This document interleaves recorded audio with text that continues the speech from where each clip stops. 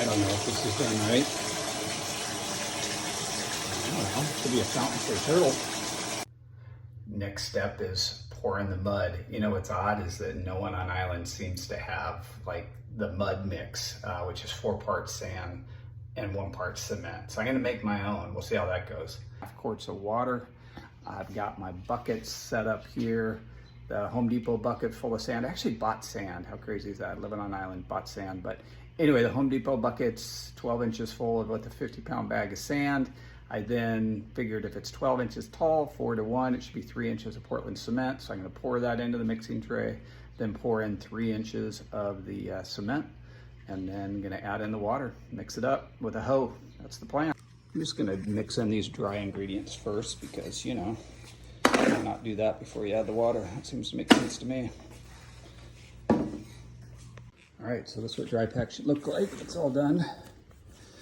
See, it's dry. It's moist, but you don't want it real sloppy wet. That's it. The inspector's here to make sure we're doing a good job. We're doing the outer 6 inches first. We packed around the drain. There's a flashing at the bottom to ensure it drains well at the very bottom near the mat.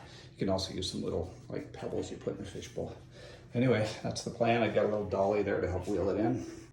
So the edges are done now, and you can see I got different boards cut to help figure out the screed, and yeah, it's 1/4 inch per foot slope, looking good. Finished product. It worked out pretty well. It took about 3 hours.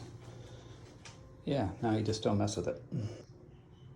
All right, so I let the mud harden overnight, and then it was still kind of, you know, bad surface, a little bit grainy on the surface. So then I took mortar and I smoothed the skin coat of mortar over it, and I let that dry overnight.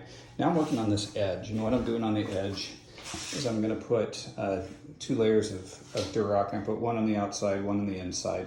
The outside edge, I'm using those little shims there, which are 1/4 inch shims, just to make sure the outside is gonna be a little bit higher than the inside, so it'll drain in. And then, of course, the sill itself has gotta be level, which it is. So, yeah, that's the progress so far.